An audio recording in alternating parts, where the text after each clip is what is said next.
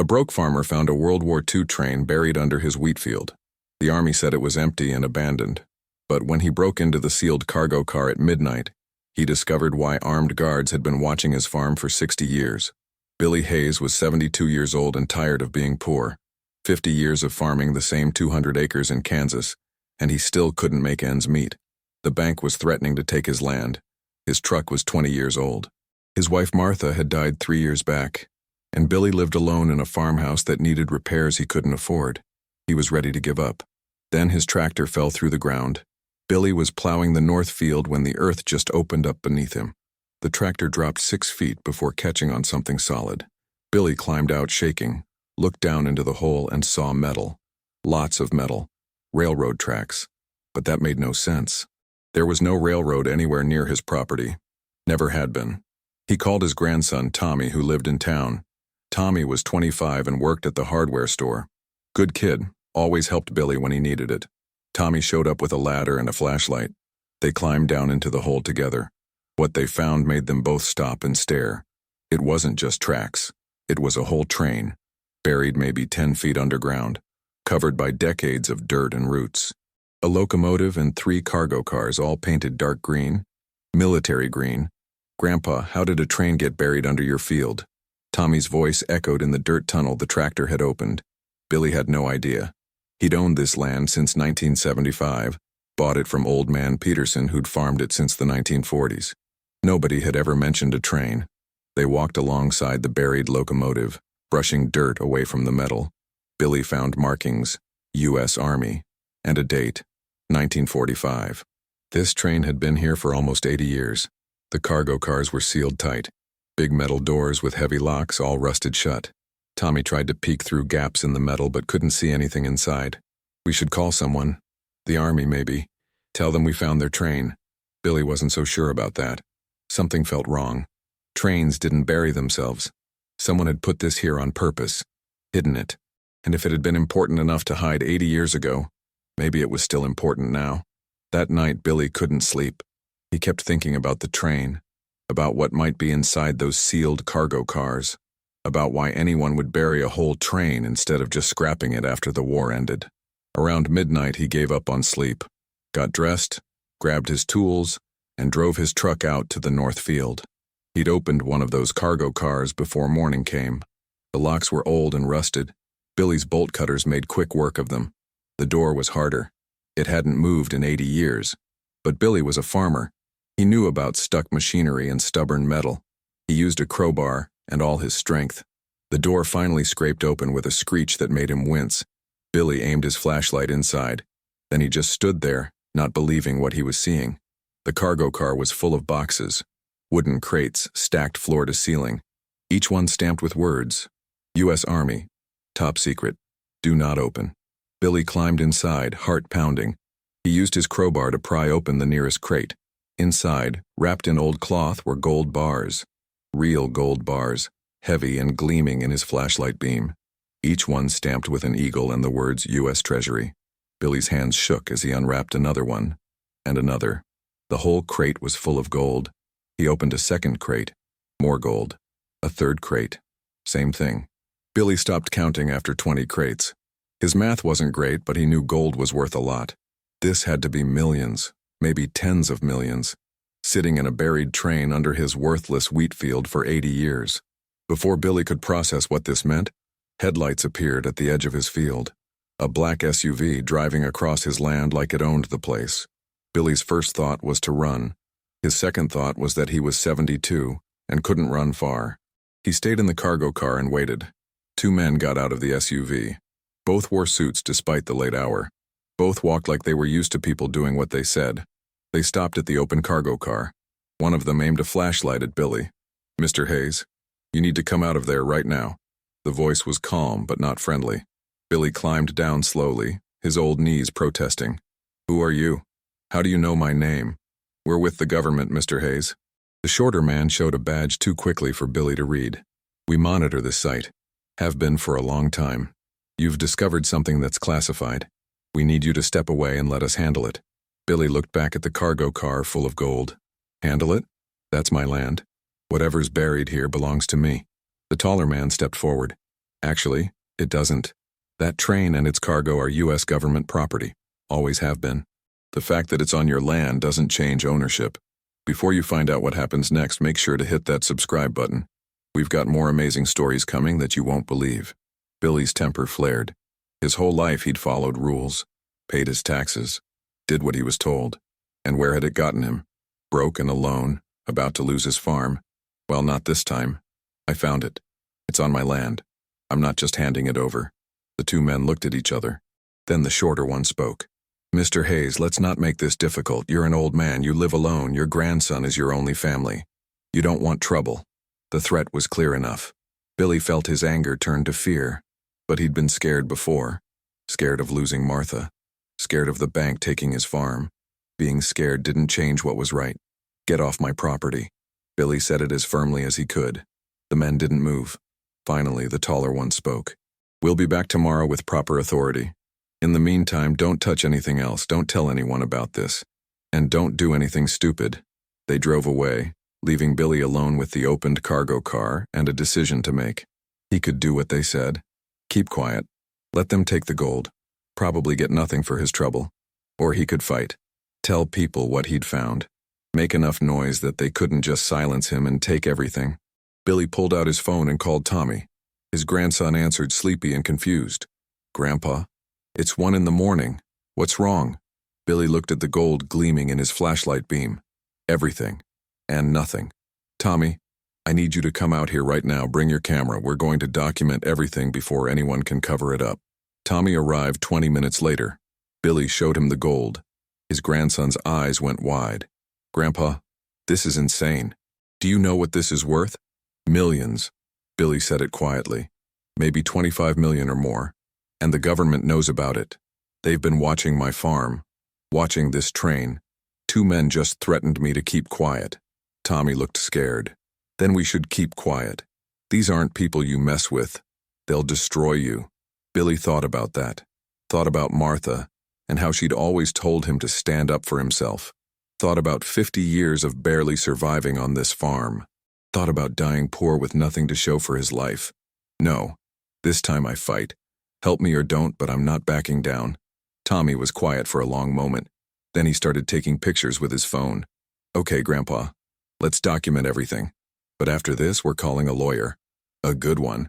Because you're going to need help fighting the government. They spent the next hour photographing every crate, every gold bar, every marking on the train. Tommy uploaded the photos to the internet, to cloud storage everywhere he could think of. Insurance, he called it. Evidence they couldn't erase. As dawn broke over the wheat field, Billy Hayes looked at the buried train and made himself a promise. He'd fought for this farm his whole life. Now he'd fight for what was hidden beneath it. And this time, he was going to win. Billy didn't sleep the rest of that night. He sat in his kitchen drinking coffee and waiting for the government men to return. Tommy had gone home but promised to come back first thing in the morning with a lawyer friend. Billy hoped lawyers could help, but he'd seen enough to know that powerful people usually got what they wanted. Still, he had to try. Martha would have wanted him to try. The men came back at 8 a.m. 3 of them this time, and they brought papers. Legal papers claiming the train was government property. Billy read them slowly, his old eyes struggling with the small print. The papers said the train had been buried in 1945 as part of something called Operation Safekeep. Said it was still classified. Said Billy had to stay away from it and let them remove everything. I'm not signing anything. Billy set the papers down. Not until I talked to my lawyer. The shortest man, who seemed to be in charge, sighed. Mr. Hayes, we're trying to be polite about this, but that train contains classified military cargo. You've already broken federal law by opening it. We could arrest you right now. So arrest me. Billy surprised himself with his boldness. Put an old farmer in jail for finding something buried on his own land. That'll look real good in the newspapers. The man's expression hardened. You don't want to make enemies of us. Billy thought about the gold. About $25 million sitting in that cargo car. About what that money could mean. Not just for him, but for Tommy and Tommy's kids. A future he could give them. Worth making enemies over? Yes, I think it is. The men left angry, but they left. Billy figured that was a small victory. Tommy arrived an hour later with his lawyer friend, a young woman named Sarah Chen. She was smart and talked fast. Mr. Hayes, your grandson explained the situation. This is complicated. The government does have rights to military property, but you have rights too. Property rights, finder's rights, possibly adverse possession claims since the train's been here 80 years. Can I keep any of it? Billy asked the question that mattered most. Sarah was honest. Probably not all of it. But we can fight for compensation. If that gold is worth $25 million, you deserve a fair finder's fee at minimum. Maybe more if we can prove the government abandoned it or that they've been negligent. Billy liked her. She didn't promise easy answers, but she promised to fight. That was enough. Over the next week, things got complicated fast. Sarah filed legal claims on Billy's behalf. The government responded with their own claims. News got out about the buried train. Reporters showed up at Billy's farm asking questions. The story went national. Old farmer finds buried gold train, fights government for rights. Public opinion surprised everyone. Most people sided with Billy. Figured he'd worked that land for 50 years. Anything on it should be his.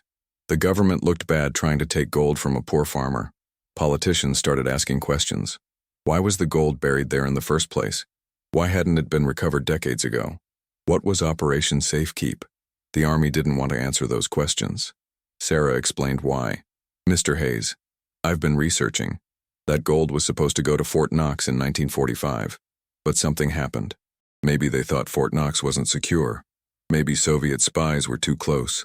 So they buried it in random places across the country as backup. Hidden reserves in case America lost the Cold War. And they just forgot about it? Forgot about my train? Sarah shook her head. I don't think they forgot. I think they've been watching it this whole time, making sure nobody found it, making sure the secret stayed buried. Billy remembered the men who'd shown up so fast after he opened the cargo car. You're saying they've been watching my farm for 80 years? Watching everyone who owned this land, that's my theory. And if I'm right, there are probably other sites like this. Other buried trains or storage facilities hidden across America. This could be huge.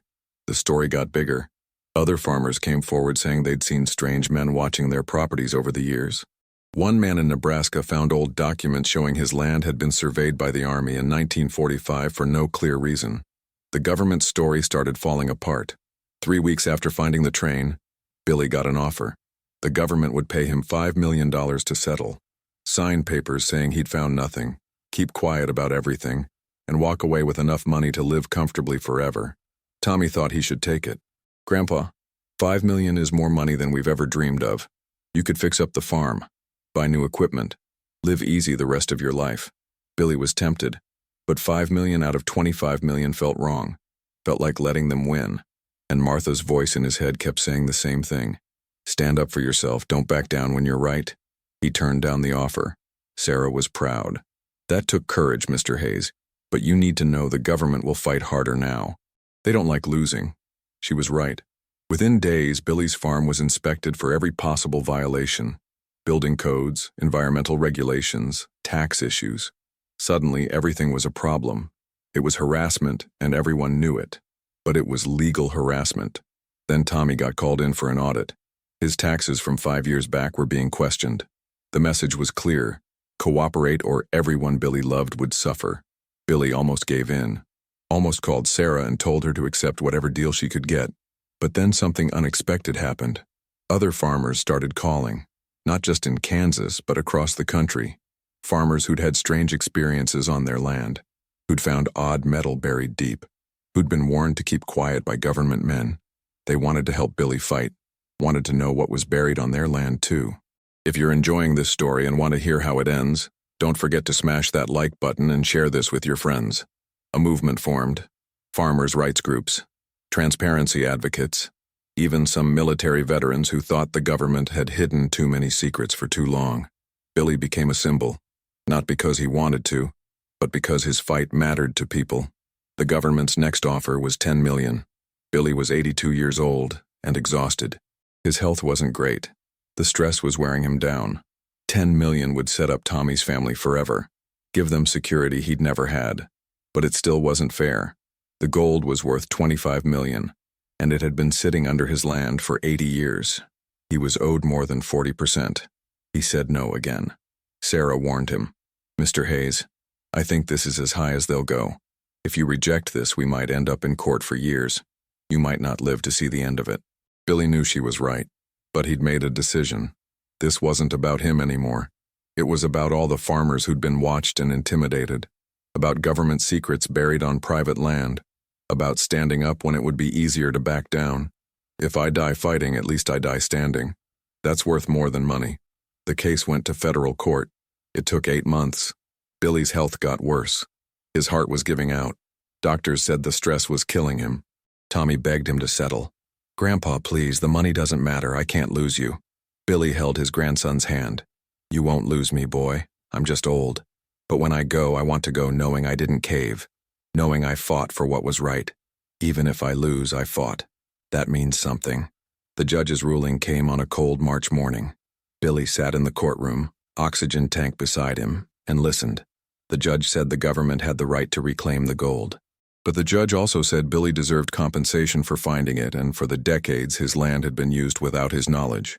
The final number, $15 million. Not everything, but more than the government had wanted to pay. Billy had won. Sort of. $15 million was more money than Billy could spend in 3 lifetimes. Tommy would be set forever. The farm would stay in the family.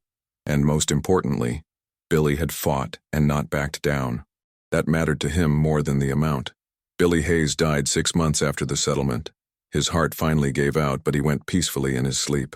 Tommy held the funeral at the old farm church where Billy and Martha had been married 50 years earlier. The whole town showed up. So did farmers from 3 states. People who'd followed Billy's fight and been inspired by it. Even Sarah Chen came, crying quiet tears for an old man who'd taught her about courage.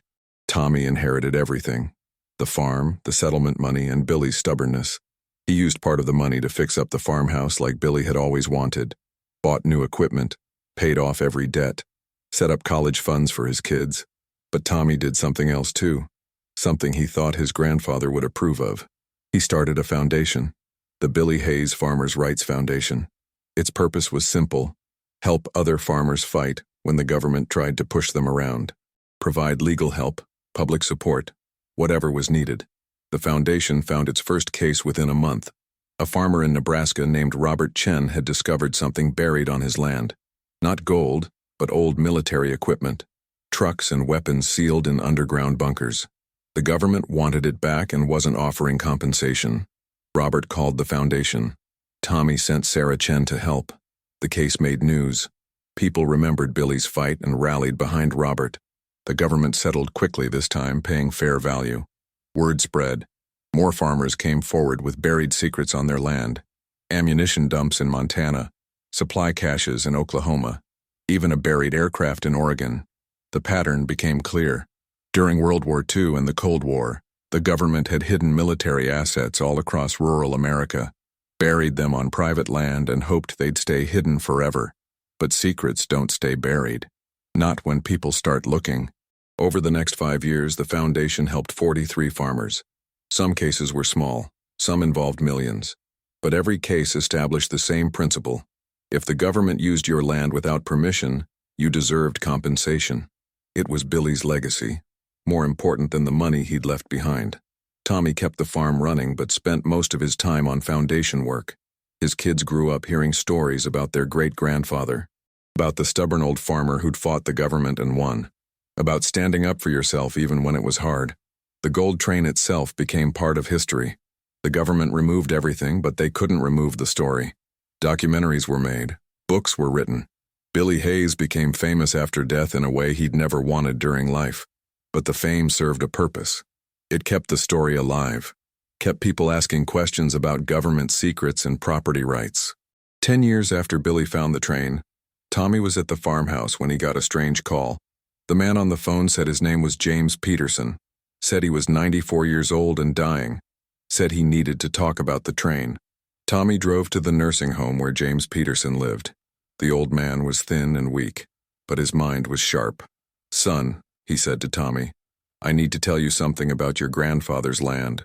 Something I should have told Billy years ago, but didn't have the courage." Tommy listened as James explained.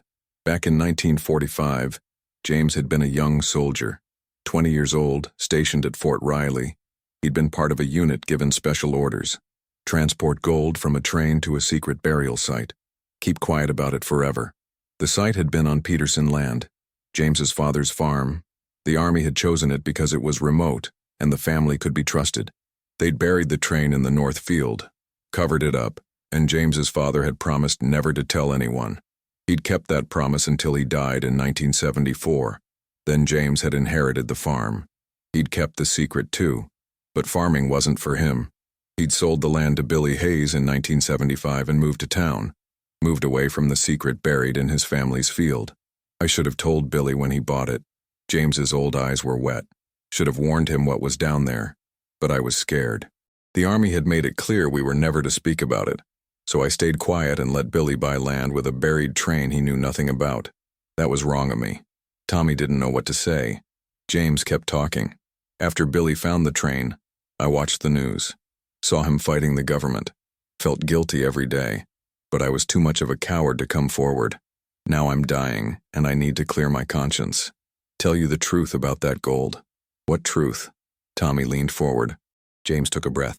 That wasn't the only train. There were 3 others, buried in Kansas, Nebraska, and Colorado.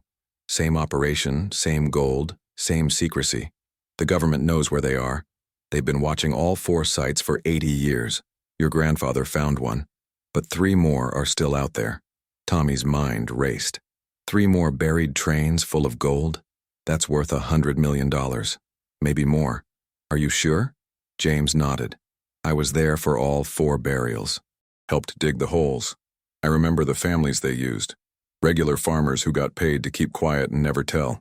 Some of those farms are probably still in the same families.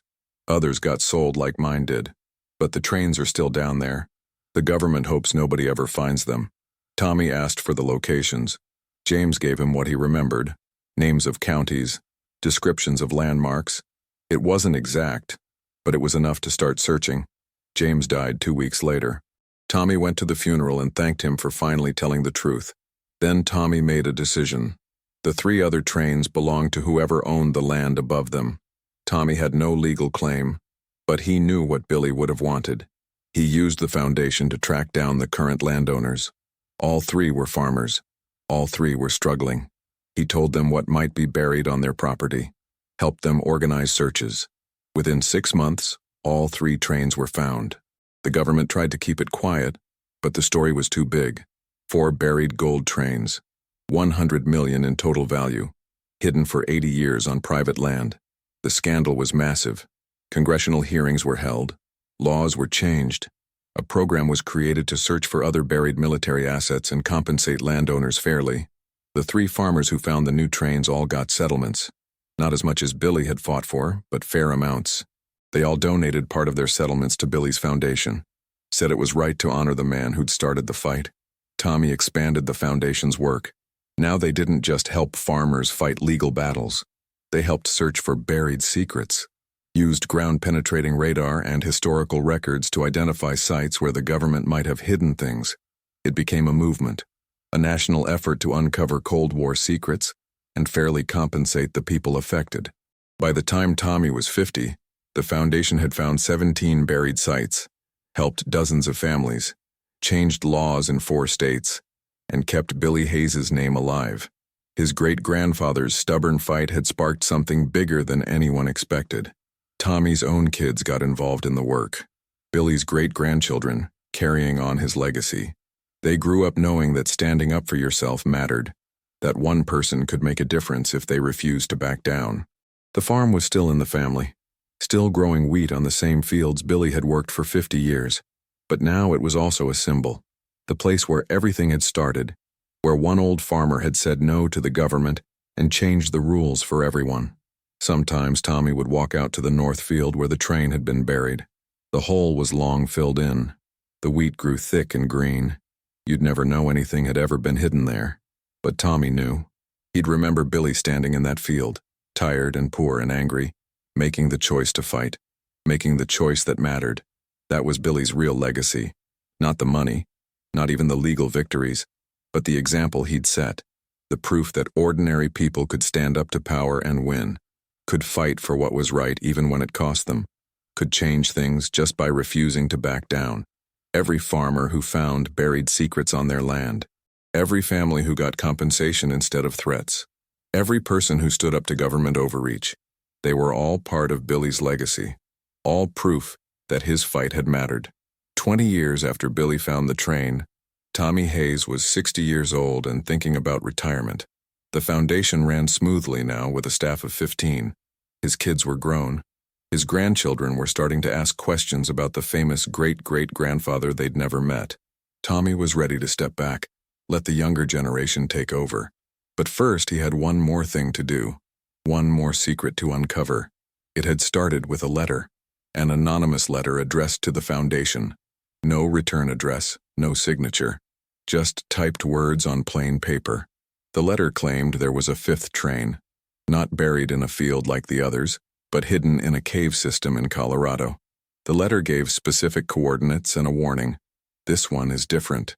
This one they'll kill to protect. Tommy had learned to take anonymous tips seriously. Half the buried sites they'd found came from whistleblowers, people who'd known about the secrets and finally decided to talk. But this letter felt different, more urgent, more dangerous. He showed it to Sarah Chen, who still served as the foundation's chief lawyer. Sarah was in her 50s now, successful and respected. She read the letter twice. "Tommy, I don't like this. The other trains were hidden but not protected. This sounds like there are still guards, still active security. Why? What makes this one different from the others?" That was the question. Tommy had been researching. The coordinates put the cave system on federal land, national forest. Public property technically, but remote and restricted. No one went there except hunters, and even they avoided the area. Locals said it gave them bad feelings. Stories circulated about people who'd hiked in and never come back. Tommy decided to investigate carefully. He hired a private detective who specialized in government secrets. The detective, a former FBI agent named Marcus Webb, spent 3 months digging into the history. What he found was troubling. The cave system had been used during the Cold War. Official records said it was a communications post. But Marcus found evidence it was something more. Something involving nuclear weapons research, possibly storage of dangerous materials. That's why this train is different. Marcus explained it to Tommy and Sarah in a private meeting. The other trains held gold, valuable but not dangerous. This one might hold weapons material, radioactive cargo, the kind of thing the government absolutely cannot let fall into the wrong hands. "So what do we do?" Tommy asked. "We can't just ignore it. If it's there, someone should know about it." Sarah was cautious. "If this involves nuclear materials, we need federal agencies involved. FBI at minimum, probably Homeland Security. We can't handle this alone." They debated for weeks. Finally, they decided on a careful approach. Marcus would scout the location. Just look, don't touch. Confirm if the train existed. Then they'd decide what to do with the information. Marcus went alone. He was 62, retired, but still capable. He hiked into the mountains in summer, telling his family he was on vacation. Found the cave system using the coordinates from the letter, and what he found inside made him turn around and hike straight back. The train was there, sitting in a massive cave, hidden behind a false wall that looked like natural rock. And it wasn't empty. Guard posts were set up, modern security cameras, motion sensors. This site was still actively protected by someone. Marcus didn't go closer, didn't risk being seen. He hiked out, made calls to Tommy from a payphone, and met him in person to share what he'd found. Someone is guarding that train right now. In 2025, 80 years after it was buried. That means whatever's inside is still important, still dangerous, still worth protecting. Tommy felt the weight of the decision. Every instinct told him to back off. This was bigger and more dangerous than anything they dealt with. But Billy's voice was in his head. His grandfather had been scared too, had faced threats, and Billy had fought anyway because it was right. So Tommy made a choice. We go public, right now, before they can silence us. Tell the story to every news outlet we can reach. Make it too big to cover up. Sarah started contacting journalists. The foundation held a press conference.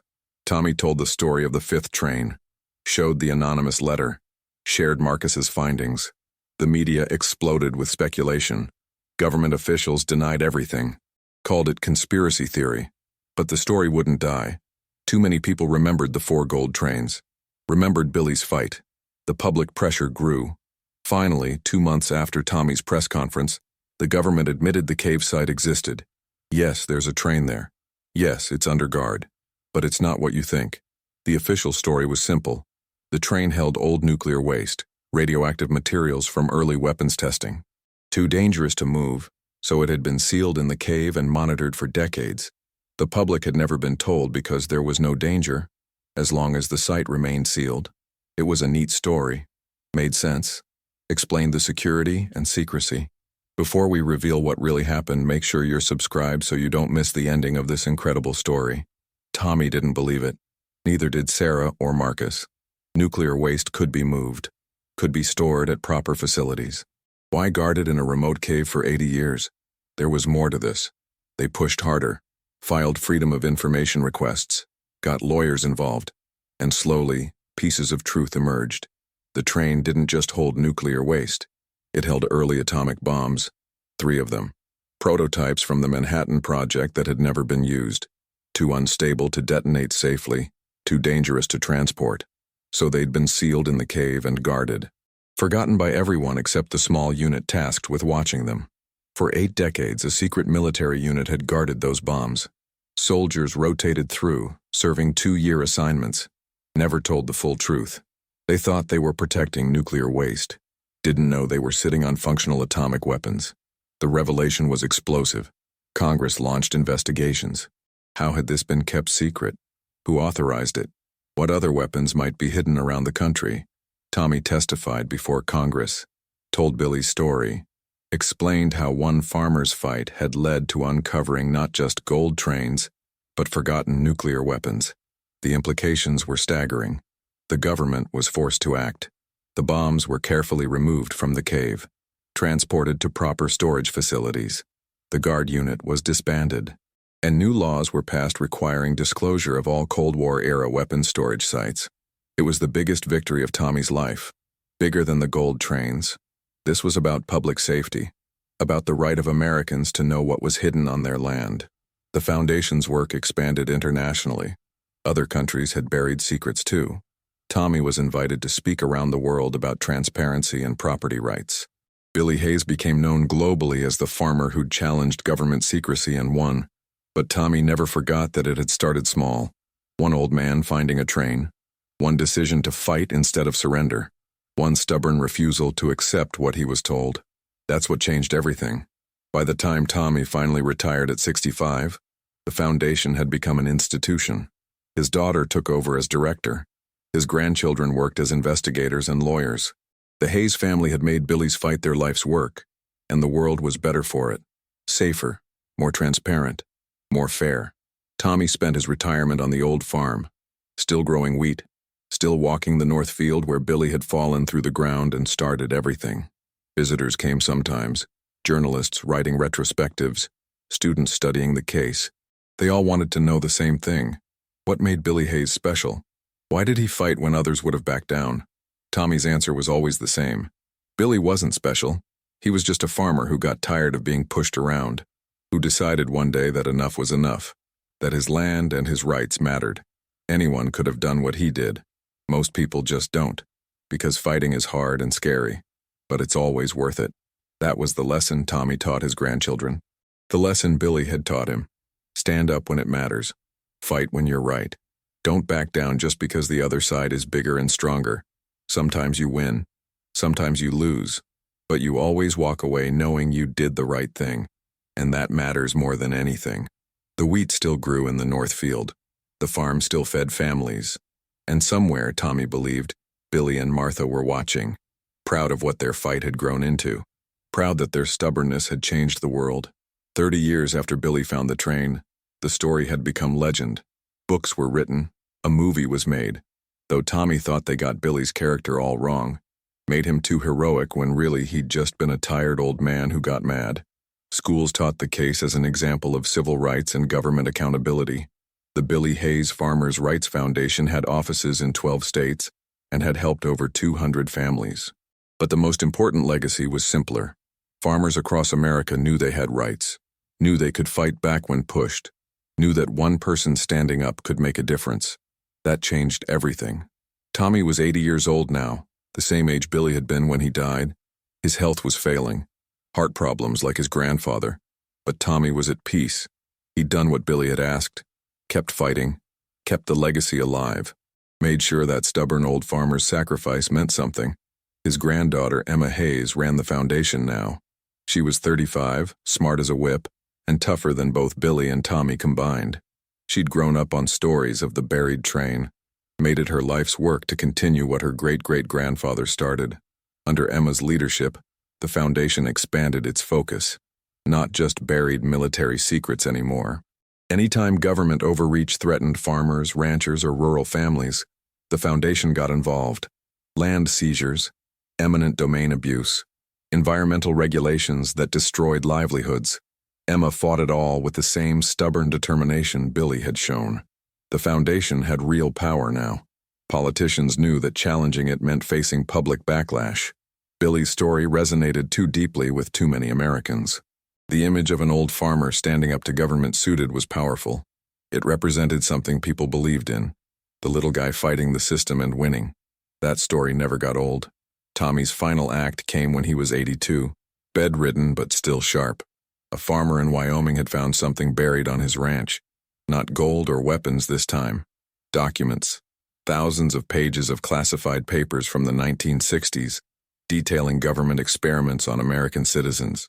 Medical testing without consent, radiation exposure studies, biological weapons trials. The farmer, John Whitmore, had called the foundation. Emma had verified the documents were real and explosive, but she was young, uncertain about releasing something so damaging. She came to Tommy's bedside for advice. "Grandpa, if we go public with this, it'll be the biggest scandal in decades. People will be furious. The government will fight us harder than ever. What should I do?" Tommy looked at his granddaughter and saw Billy's fire in her eyes. He smiled, even though it hurt. What would Billy do? Emma smiled back. He'd release everything and damn the consequences. "You're right." Tommy squeezed her hand with what little strength he had. "Then that's what you do. The truth matters more than being safe. Billy taught me that. I'm teaching you. Don't ever forget it." Emma released the documents 2 weeks later. The scandal was exactly as big as she'd feared. Congressional hearings lasted months. Apologies were issued. Compensation funds were established for victims' families, and the Billy Hayes Foundation gained even more credibility. They'd proven once again that standing up for truth mattered. Tommy died peacefully 3 months after the documents went public. He was buried next to Billy and Martha in the little church cemetery. The whole town came to the funeral. So did farmers from 20 states. Government officials, too, the ones who'd learned to respect what the Hayes family represented. Emma gave the eulogy. She talked about her grandfather's quiet courage, how he'd carried on Billy's fight for 50 years, how he'd never backed down, never compromised when it mattered, how he'd taught 3 generations of Hayes children to value truth over comfort. "That's what my grandfather gave us," Emma said to the crowd. "Not money, though there was plenty of that. Not fame, though the name Hayes means something now. He gave us a legacy of courage, of knowing that one person can change things if they refuse to quit. That's worth more than any amount of gold." After the funeral, Emma stood in the north field where it had all started. The wheat was tall and green. You couldn't tell anything had ever been buried there. But Emma knew the history, knew that underneath this ordinary Kansas dirt, something extraordinary had happened. An old man had decided to fight, and that decision had changed everything.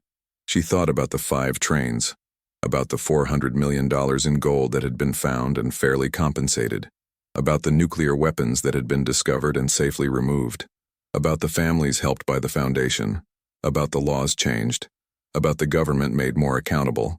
All of it started because Billy Hayes refused to back down. Emma's phone rang. Another farmer with a problem. This one in Idaho. The government was trying to seize his land for a military expansion. Wasn't offering fair value. The farmer had heard about the foundation and wanted help. Emma smiled. She'd been doing this work for 10 years now. Had won some cases, lost others. But every fight mattered. Every farmer who stood up for their rights honored what Billy had started. "I'll help you," Emma told the Idaho farmer. "That's what we do.